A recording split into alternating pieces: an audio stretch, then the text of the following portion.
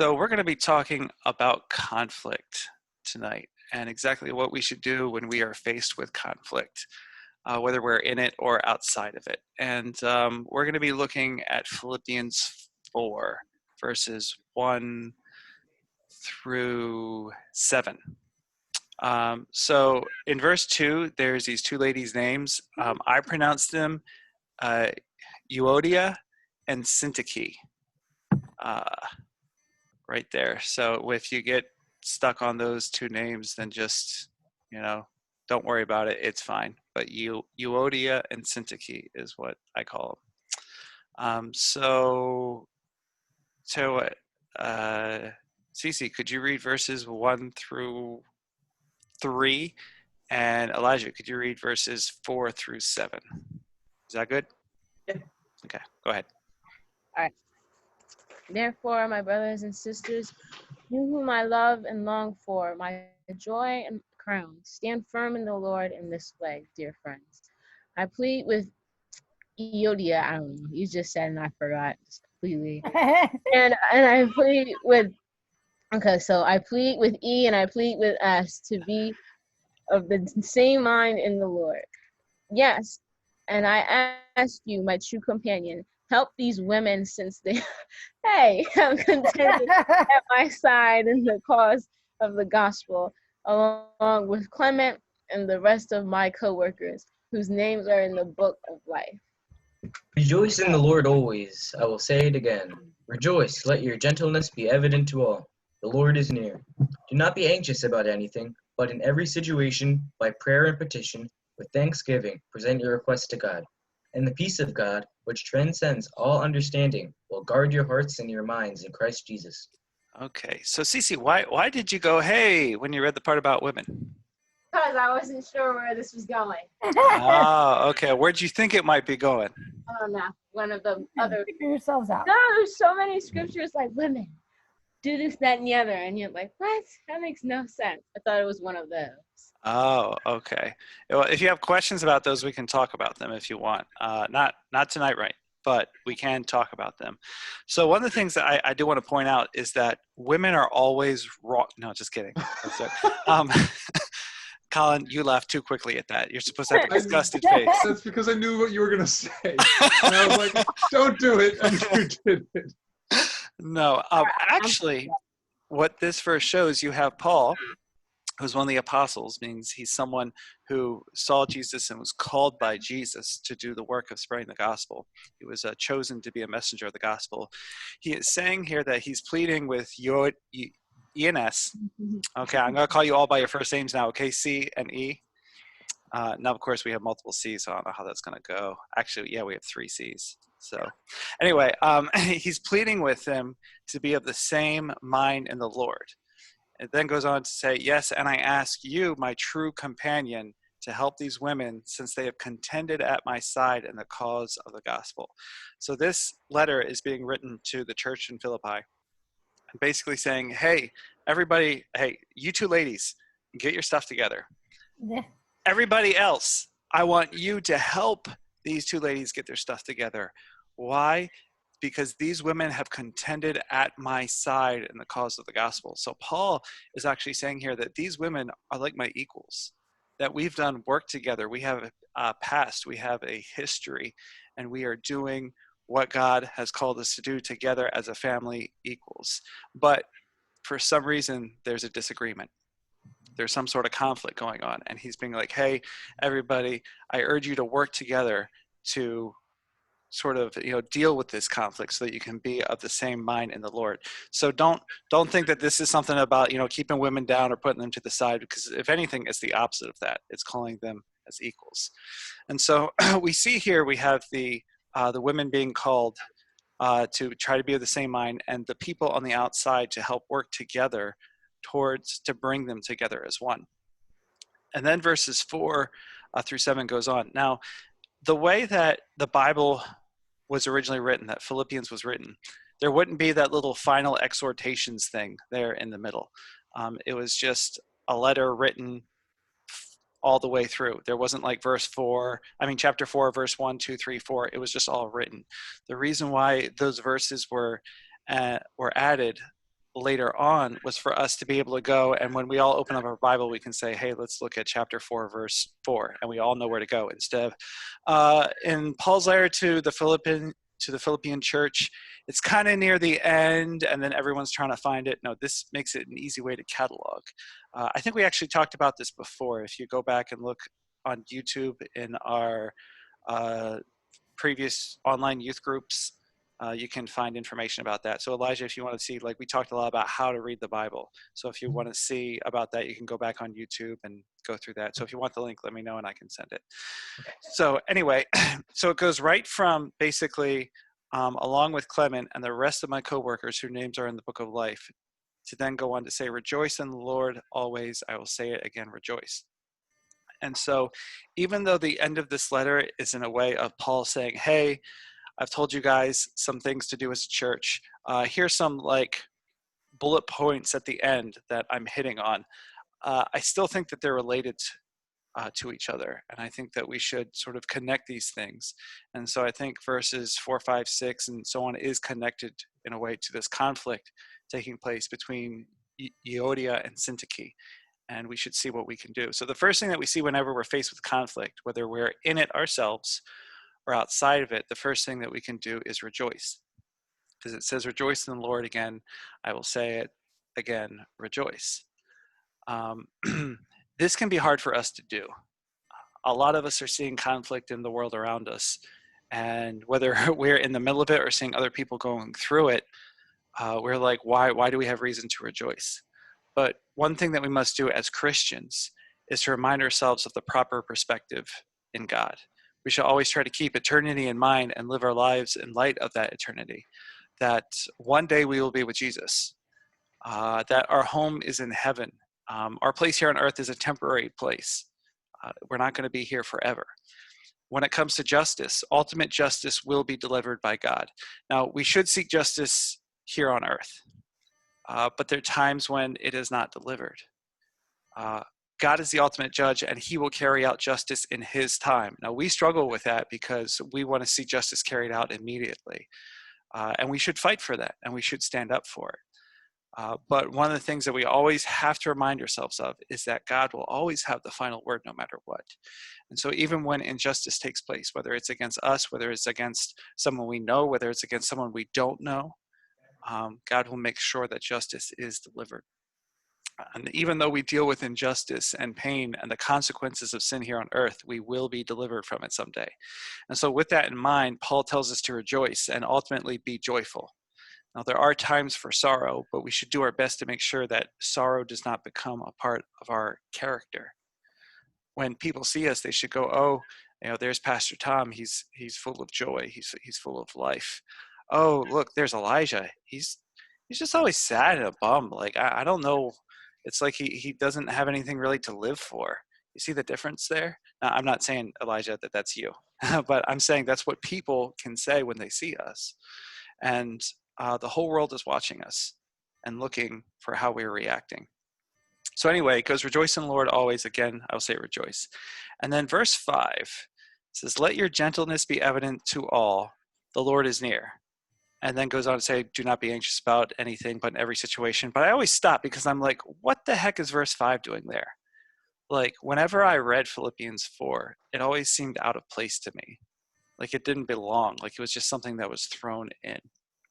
And so one of the things I wanted to do was I went to look at different translations of verse 4. And you'll see here, Philippians 4:5, the first one that we read was, let your gentleness be evident to all.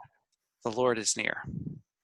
In the King James Version, it says, let your moderation be known unto all men. The Lord is at hand. And then, hold on a second. And then English Standard Version says, let your reasonableness be known to everyone.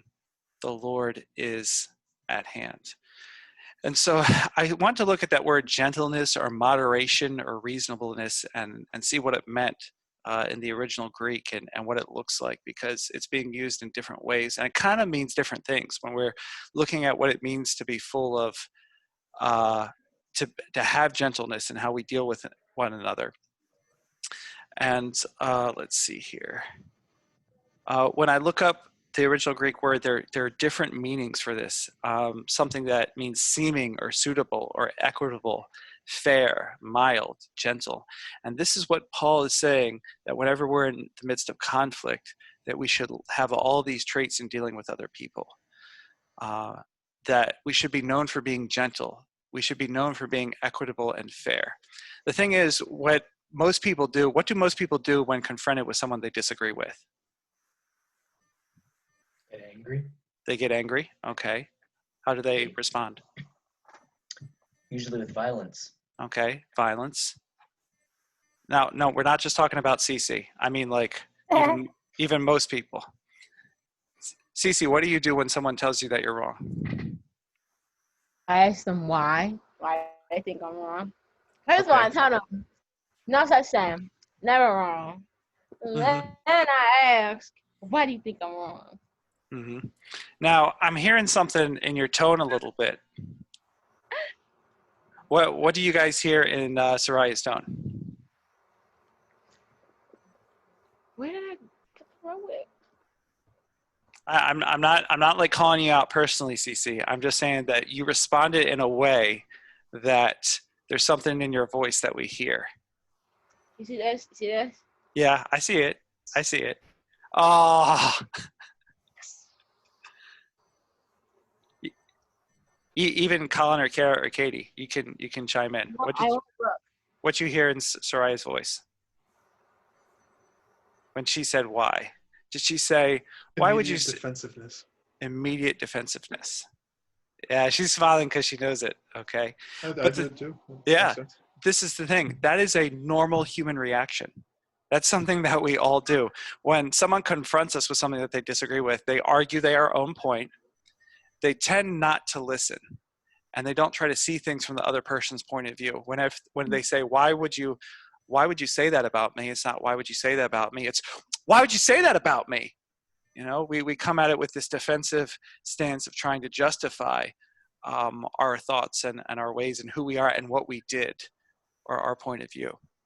And what Paul is saying here, and this is really important, especially in the things that are being discussed today, because a lot of people are amped up, a lot of people are hurt, a lot of people are struggling to communicate with one another about these issues. And one of the things that I have found in most of the communications that I've seen is that a lot of people are talking past each other, but I truly believe that they want the same thing. And Paul is saying here that, listen, if you're having a disagreement, you should work hard to be of the same mind with one another. And one of the things that we need to do is, in addition to rejoicing and keeping our eyes on God and who he is, have that eternal perspective, we need to let our gentleness be evident to all, to let our reasonableness be known to everyone. So that when you have a disagreement with someone and you talk with them, you can see that they're searching for a middle ground. They're searching to understand you and who you are.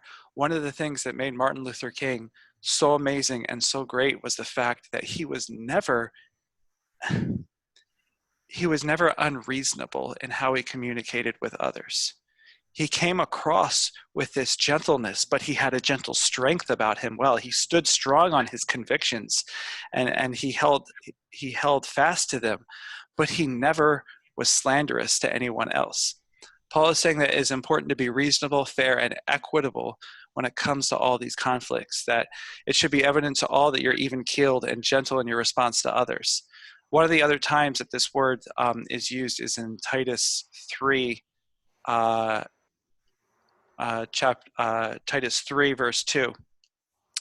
And verses 1 and 2 says this. It says, remind the people to be subject to rulers and authorities, to be obedient, to be ready to do whatever is good, to slander no one, to be peaceable and considerate, and always to be gentle toward everyone. We need to keep in mind that we need to be gentle towards everyone. Not the people that we agree with, not the people that we like, but the people that we can't stand, the people that are wrong, the people that are sinners, the people that hurt us. We are called to turn the other cheek. We're called to be kind. So no matter, now I'm not saying that one side or another is wrong in everything that's going on. There's been a lot of talk about white people doing things wrong, a lot of talk about black people doing things wrong, in the way that we're all talking at each other. And I want to be clear, I'm not taking a side. I'm saying that we need to work as brothers and sisters in Christ to be of the same mind one with another. And that's what Paul is saying here. Paul wrote this letter to Titus. He was a leader in a church, basically telling him, hey, this is how you deal when there's division going on. Make sure that you're not being slanderous. Now, we are called to call out sin in other people's lives, but we are called to do it gently. And we're called to do it in a way that is not offensive or hurtful. In Matthew 18, Jesus tells us that whenever we see sin in someone else's life, we're supposed to go to them one-on-one. If they don't listen, go to them with a friend. And a lot of people, they sort of skip that step. They start judging and working past each other. I've had a lot of conversations with people in the church the past couple of weeks about different misunderstandings that have taken place. And once we start talking and hearing each other, and I hear them, and I see how they can think of how something was said or shared, and then they hear me, we realize, you know what, we're on the same page. As believers in God, we need to be reasonable with each other. Granted, we will have deep convictions about certain things that happen to us and happen to others, but we must make sure that we focus on the big things.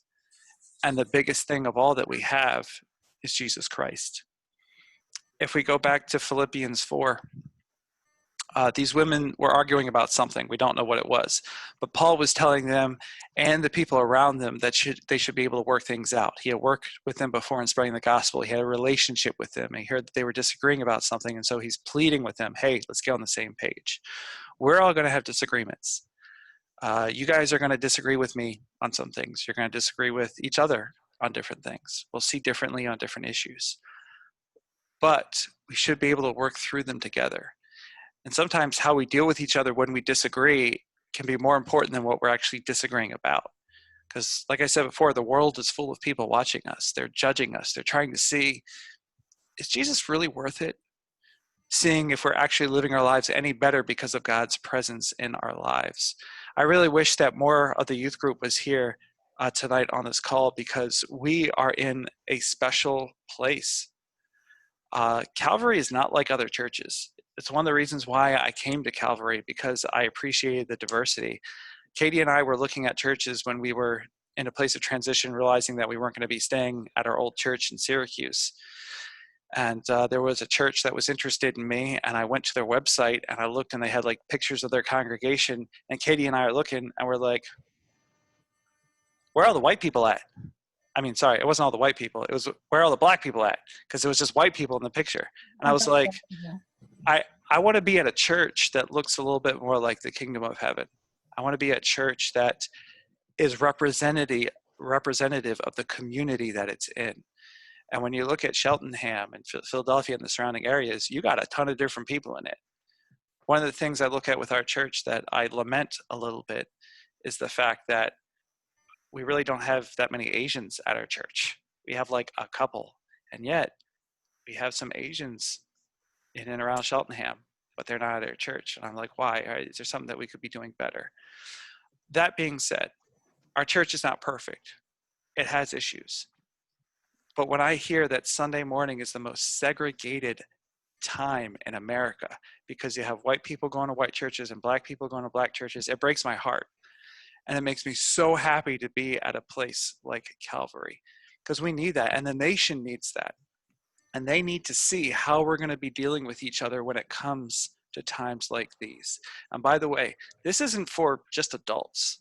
This is for young people too. If anything, it's more so for young people, because you guys are going to be the ones that set the tone for everyone else. You're not in school now. I don't know if you're really talking with people from school or having any relationships with them, but seeing how we talk about and how we treat other people when these topics of conversation come up, it really speaks and shows them what our relationship with God is like. The world is watching us. If we go on to verse 6, it says, "Do not be anxious about anything, but in every situation, by prayer and petition with thanksgiving, present your requests to God." So even though we'll have disagreements, even though we'll have problems, it's saying here that you can present anything to God, not to be scared or worried, but to ask God for everything that is on our hearts and minds. And the peace of God, which transcends all understanding, which must be some amazing peace, will guard your hearts and your minds in Christ Jesus.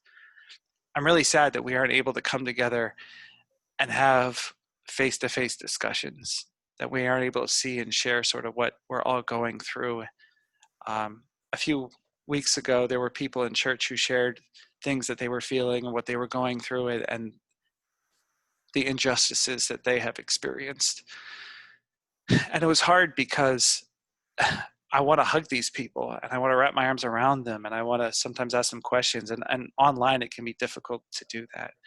And so I feel like Satan is working extra hard right now to divide our country, to divide our churches, and to set up walls between people. And we have to make sure that we work extra hard not to do that, to rejoice in the Lord, to let our gentleness be evident to all people, to be reasonable at all times, to be loving, to be patient, to be kind, to try to see things from other people's points of view and understand where they're coming from. And so I would encourage you guys to do that. And now this isn't just with what's going on today with, you could say the racial tension in America. This is with any disagreement. When it comes to how things might be done at church, to how things are done at school, to what happens in the house with your siblings. So I would encourage you, try to make sure that you keep in mind the big picture and don't get hung up on the small things. And remember that you are in it together. And even if you have a disagreement, that's okay, but try to come and deal with that conflict. You guys have any questions, thoughts? No? Okay. So what I would like to do before we go is I would like to see about taking just a minute or two for prayer. Do you guys have any prayer requests, specific things I'll be praying for? Can I make a quick comment and then a prayer request? Sure. I had a really cool interaction with a friend of mine who's highly liberal a few years ago, and he knows that I'm conservative, and so he went in thinking that he knew what I thought, which is a really dangerous thing to do in any conversation. And I did the same to him. I